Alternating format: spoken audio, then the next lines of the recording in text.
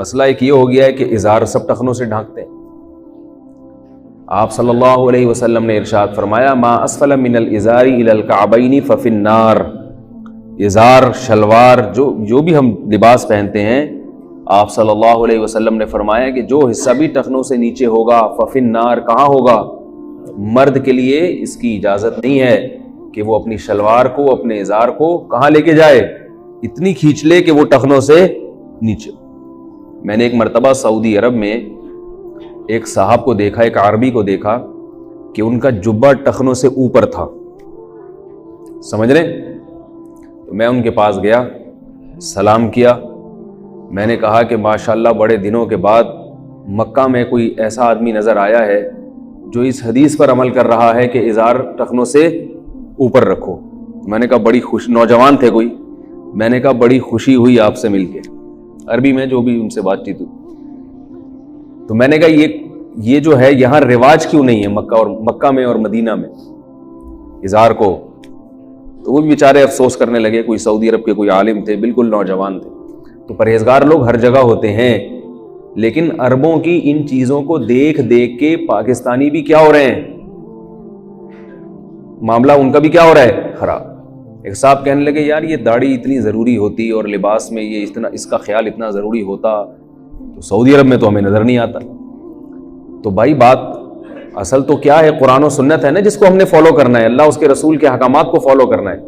تو اللہ اس کے رسول کے احکامات کو جو بھی فالو کرے گا ہم اس کو فالو کریں گے، چاہے وہ مکہ میں رہتا ہو چاہے وہ امریکہ میں رہتا ہو. اور اگر کوئی اللہ اس کے رسول کے کسی حکم کو فالو نہیں کر رہا، چاہے وہ مکہ میں رہے چاہے وہ امریکہ میں رہے، ہم نے اس کو فالو بولو نا بھائی نہیں کرنا. تو اپنے لباس کو بھی درست کرنے کی کوشش کریں. آج کل ایک نیا فتویٰ بھی مارکیٹ میں آیا ہوا ہے کہ پینٹ کو فولڈ نہیں کرنا. سمجھ میں آ رہی ہے بات؟ شلوار کو موڑنا نہیں ہے. نہیں سنا میرا خیال ہے آپ لوگوں نے یہ فتویٰ کہ بھئی موڑنا نہیں ہے شلوار کو. اب وہ کیا ہو رہا ہے کہ ان کی شلواریں ٹخنوں سے نیچے ہیں اور امام اسی حالت میں نماز پڑھاتا ہے. صحیح حدیث ہے آپ صلی اللہ علیہ وسلم کی، ان اللہ لا يقبل صلاة رجل مسبل ازارہ. آپ صلی اللہ علیہ وسلم نے فرمایا اللہ اس شخص کی نماز قبول نہیں کرتے جو اپنے ازار کو، صحیح حدیث ہے بالکل، ٹخنوں سے نیچے لٹکاتا. کتنی واضح حدیث ہے. لیکن یہ ایک چینل سے یہ فتویٰ بھی مارکیٹ میں آ گیا اور یہ اتنا پھیلا اس چینل پہ یہ فتویٰ کہ یہ ہمارے سامنے ہی آیا. یعنی ہم نے اپنے بچپن میں بھی اس چینل کے لوگوں سے، ان علماء سے یہ کبھی نہیں سنا. وہ لوگ بھی یہی کرتے تھے کہ اپنے ازار کو شلوار کو ٹخنوں سے اوپر رکھتے تھے. تو بجائے اس کے کہ بھائی ماحول کے لحاظ سے اپنے آپ کو تبدیل کرو اسلام کے مطابق، ہم نے اسلام کو ماحول کے حساب سے تبدیل کرنا شروع کر دیا. اگر آپ کو شرم آ رہی ہے شلوار ٹخنوں سے اٹھاتے ہوئے یا پینٹ کو فولڈ کرتے ہوئے، تو آپ بولو کہ اللہ تعالیٰ سے دعا مانگو اللہ مجھے ہمت دے، ماحول معاشرے سے مقابلے کی توفیق عطا فرمائے. جب تک نہیں ہوتا توبہ استغفار کر لے انسان، لیکن شریعت کو تو تبدیل نہ کرے نا بھائی. کیا خیال ہے، غلط تو نہیں کہہ رہا؟ شریعت کو تو تبدیل نہ کرے. شریعت تو وہی ہے جو 1400 سال پہلے رسول اللہ صلی اللہ علیہ وسلم لے کر آئے تھے. یہ لوگ جو پینٹ پہن کے نماز پڑھتے ہیں اور ان کو شرم آتی ہے کہ بھئی ٹخنوں سے اوپر پینٹ ہوگی تو ہم برے لگیں گے دیکھنے میں، تو اس کا ایک حل یہ ہے کہ پینٹ پہنو ہی نہیں. کیا خیال ہے بھائی؟ شلوار قمیض پہن لو، کیا اس میں کیا جا رہا ہے؟ پینٹ پہننا جائز ہے، کوئی فرض واجب تو نہیں ہے نا. میرا خیال نہیں آ رہی سمجھ بھائی، پینٹ پہننا کوئی فرض تو نہیں ہے. اور اگر پہننی ہی ہے تو ایک ٹیکنیکل طریقہ آپ کو بتا دیتا ہوں. جو شوز آپ خریدیں نا پینٹ کے ساتھ، وہ شوز ٹخنوں سے اوپر ہوں. آئی بات سمجھ میں؟ تو پھر جب اوپر سے پینٹ آئے گی تو وہ نیچے آپ کے ٹخنے کھلے ہوئے نظر نہیں آئیں گے. شریعت پر عمل بھی ہو جائے گا اور دیکھنے میں آپ کے خیال کے مطابق عجیب سے بھی نہیں لگیں گے.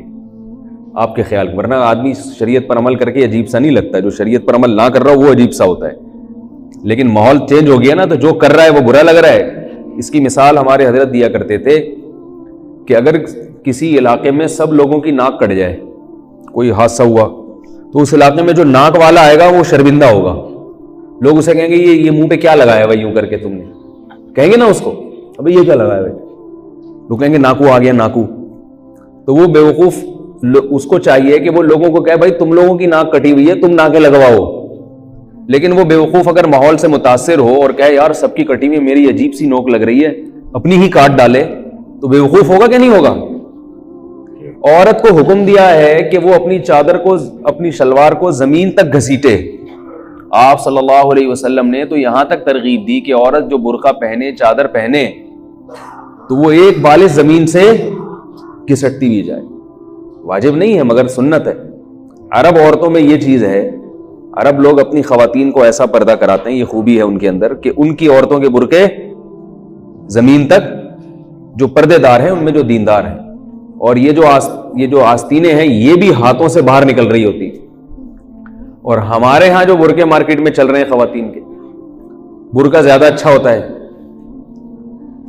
یعنی خاتون برقع پہنتی ہیں نا تاکہ لوگ بد نظری سے بچیں, تو برقع پہن کے بد نظری پبلک زیادہ کر رہی ہوتی. ایک صاحب مجھے کہنے لگے یار اتنے اچھے اچھے برقعے آئے ہوئے ہیں, دل چاہتا ہے برقع ہی لے جاؤ گھر میں. مارکیٹ میں برقعے اتنے اچھے اچھے آئے ہوئے ہیں, دل چاہتا ہے برقع ہی لے جاؤ. تو یہ بھی غلط ہے بھائی. تو اللہ نے عورت کو حکم دیا تھا کہ وہ ازار چھپائے, ٹخنے سے نیچے کرے, اور مرد کو حکم دیا کہ وہ اپنی شلوار کو یا کوئی بھی چیز پہنی ہوئی ہے تو ٹخنوں سے اوپر رکھے.